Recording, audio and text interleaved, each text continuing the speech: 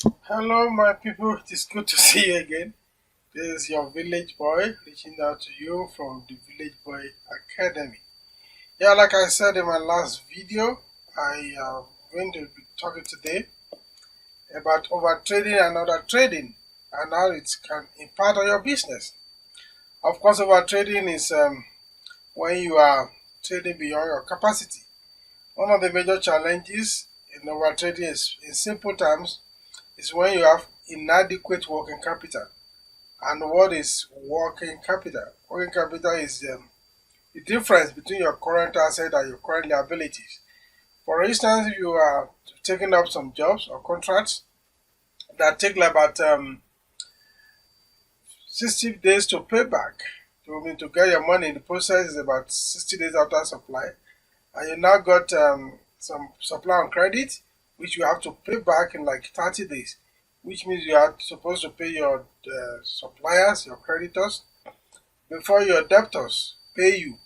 And if this continue for a long time, you see you have a case of whereby you have a huge amount of creditors and a very minimal amount of debtors. So in that case, you also know the danger in that is that your creditors have a legal right over you to ask for creditors wind up, so they could actually wind up your business. For instance, if you are owing let's say you are owing $110,000. I mean, let's use dollar for this as currency of international trade, so to say. And but your debtors is just about $5,000. Those who are owing you 5,000, but you have $10,000 to pay. Those who have taken your goods from, you might be, having a case of overtrading in your hands. Of course, one aspect of it is like you are taking up a job and we also have a low margin, so you are thinly spread. And when this money is also tied down, in debt, you're having a debtor or debtors that may or may not pay. So you might, be overtrading. But in the more technical terms, overtrading is when you are undercapitalized. It's usually a case of undercapitalization, where mean your capital is lower than your business exposure, and that could pose a lot of danger for you because over time you discover that you will fail to deliver to your customers, and as when you don't deliver to your customers and when you take on more jobs and your capacity can hold, you may be heading down south, by meaning that your business may be going down south, your business may be may eventually collapse. So of course, on the other side of the spectrum is other trading, where in technical terms you are overcapitalized. Let me use the example of what happened in Nigeria in the 90s, where the IPO, initial public offer, became very popular.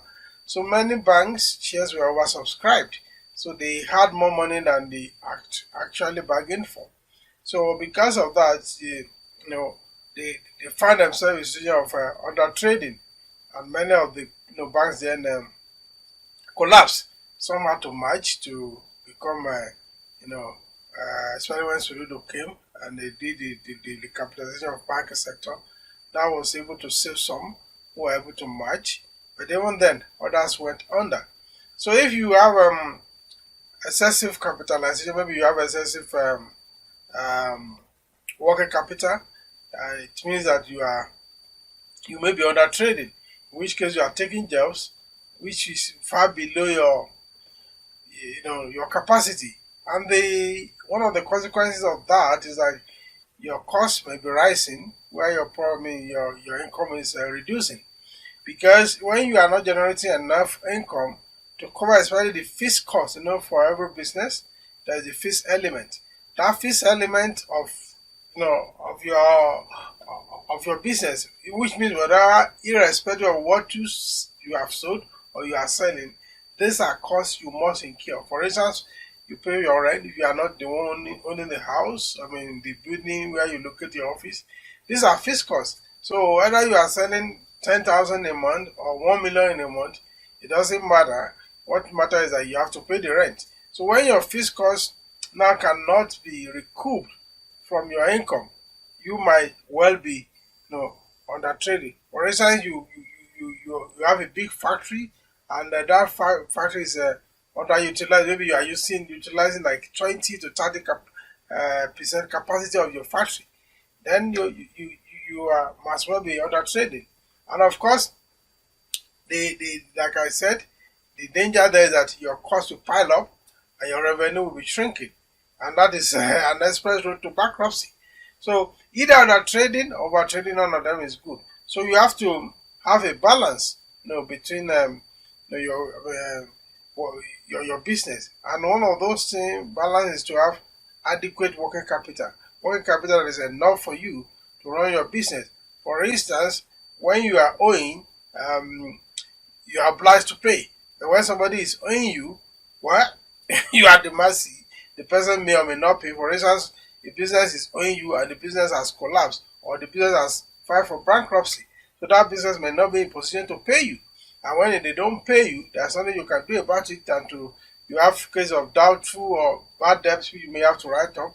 I think in some subsequent editions, I will explain the concept of doubtful and bad debts. So when your debts are piling up and you are unable to pay your creditors, you are now at the mercy of your creditors, which they can apply for creditors wind up. And when your business wind up, you are gone. So overtrading is risky.